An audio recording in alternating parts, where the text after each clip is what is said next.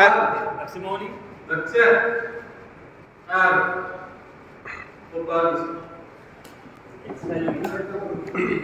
ब्रह्मनाथ स्थिति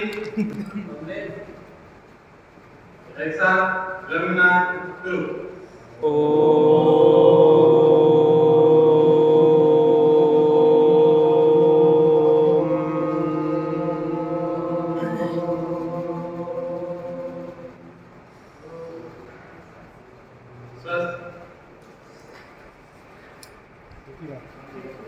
कैसे है सर?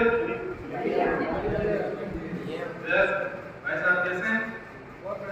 ठीक ठाक। ये बताइए बहुत अच्छे से सब ऐसे सूत्र देखेंगे, ऐसी चीजें देखेंगे, तकनीकें देखेंगे कि पढ़ाया इन 9 नियमों के आधार पर जा सकता है।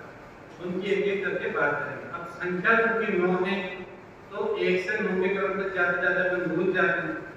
और मैं हिंदी का विद्यार्थी हूँ, इतिहास का भी हूँ, राजनीति का भी हूँ, तो कविता लिखना मेरा आदत है, शौक है और कक्षा 6 से मैं कविताएं लिख रहा हूँ, बोल भी रहा हूँ।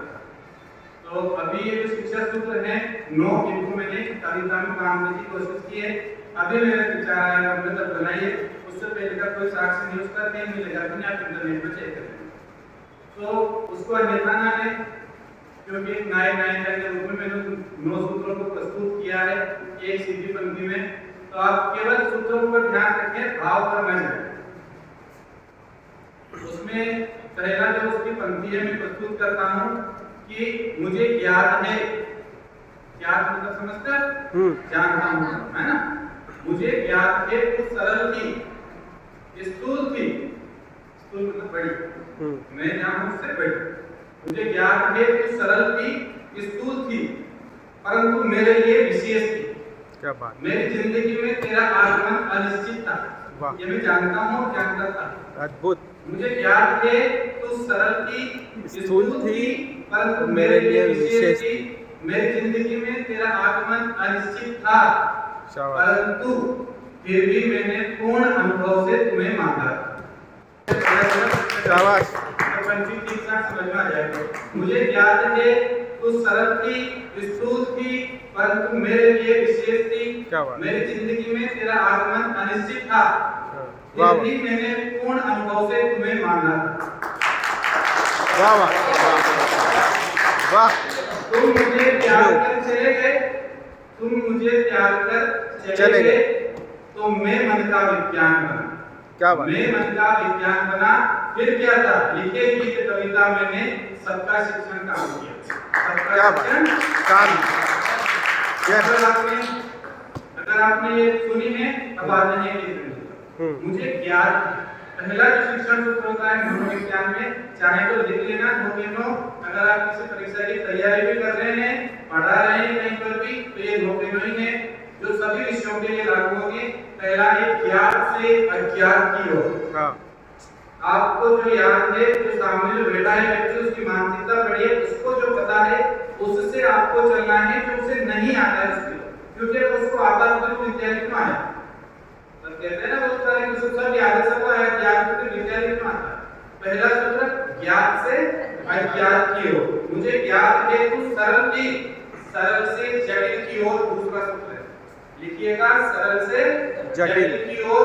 दूसरा सूत्र है, मुझे ज्ञात है तू सरल थी, स्थूल थी, स्थूल मतलब बड़ी। पहले ज्यादा विस्तार से जो परिवेश है उसमें ले जाकर उसको अवगत करवाए, फिर उसको छोटी छोटी चीजों की ओर उसको ले जाया जाए। जैसे पहले यहाँ कक्ष दिखाया जाए, फिर कक्ष में पूछा जाए कि कक्ष के पीछे क्या रखा है, तो पीछे इतनी सारी चीजें हैं, फिर पीछे के इस वाले कोने में क्या रखा है। यानी कि जब चीजों को बारीकी से देखने की आदत है, उसको पहले आप बारीक चीज दिखाओगे तो वो नहीं समझ पाए। उससे पहले चीज स्थूल रूप में, बड़े रूप में दिखाई जाए। मुझे ज्ञात है तू सरल थी, स्थूल थी, परंतु मेरे लिए विशेष थी, यानी कि विशिष्ट से सामान्य की ओर। और यहाँ विशिष्ट का मतलब है उदाहरण। आप पहले उसको उदाहरण दें और हर एक नियम को, जितने नियम हैं उनको सामान्य कहते हैं, जिनको अंग्रेजी वाले जनरलाइजेशन से कुछ बोलते हैं। वो जो नियम है वो हर एक चीज का सामान्य अर्थ है। जैसे आपने जो भी नियम लगा दिया वो कोई का भी नियम हो, वो सारे के सारे नियमों के लिए मनोविज्ञान में नियम में लिखते हैं सामान्यीकरण करना। तो जो है तीसरी बात मैंने बोली, चौथी जो भी करना आपका विशेष से सामान्य की ओर। फिर भी मैंने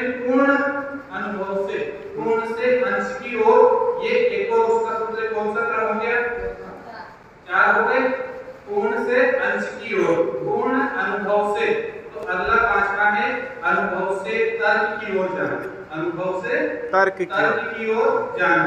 फिर भी मैंने पूर्ण अनुभव से, मुझे पता क्या बोली मैंने, तुम सरल थी, स्थूल थी, पर मेरे लिए विशेष थी। मेरी जिंदगी में तेरा आगमन, आगमन से निगमन की ओर। अब ये आगमन और निगमन क्या होता है, इस समय हमें पूरे बिंदु पर विस्तार से चर्चा नहीं कर पाएंगे, पर आप समझिए कि जहाँ पहले उदाहरण रखना पड़े, जहाँ पहले माहौल बनाना पड़े, सब पर्यावरण परिवेश बनाना पड़े, उसके बाद जाकर आप जो सिखाना चाहते हो वहाँ बात खत्म हो, वो विधि होती है आगमन विधि। आगमन से निगमन की ओर। ये मैंने कौन क्या पूरे पंक्ति फिर से इसको ध्यान रही क्या? नहीं ध्यान रही, कितने ध्यान रही?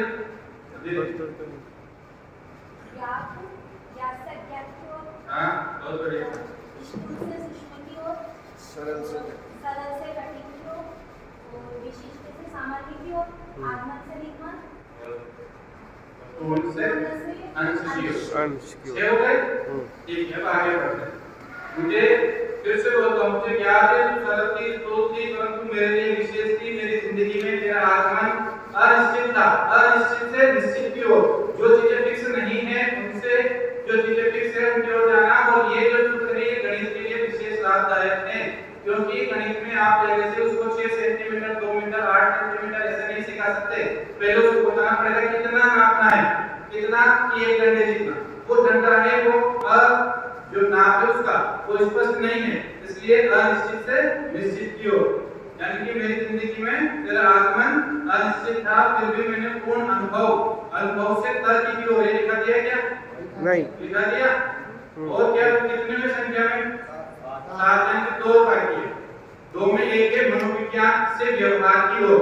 मैंने कहा कि मैं मन का विज्ञान बना, मन का विज्ञान यानी मनोविज्ञान, और मनोविज्ञान में होता है मनोविज्ञान से व्यवहार की ओर। आपको उसके दिमाग से, आपको उसके व्यवहार में जो कक्षा में वो कर रहा है, यानी कि जो उसके दिमाग में चल रहा है और जहाँ उसके हाथ चल रहे हैं, उन दोनों चीजों तक आना है। पहले दिमाग पढ़ना है, फिर उसकी एक्टिविटी करिए जो कर रहा है कक्षा में बैठ कर, वो आपको पढ़नी है। अब एक बाकी रहा है, किसी को ध्यान नहीं कि 9 सूत्रों में से कौन सा शेष रह गया?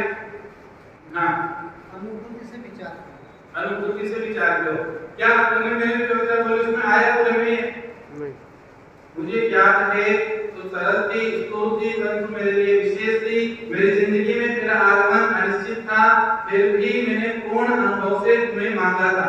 तुम मुझे त्याग कर चले गए तो मैं मन का विज्ञान बना, फिर लिखे गीत कविता मैंने सबका शिक्षण काम हुआ। ओए 8 बोले गुरुजी ने बोला क्या? क्या बोला अनुभूति से? विचार विचार की ओर बोला गुरुजी ने।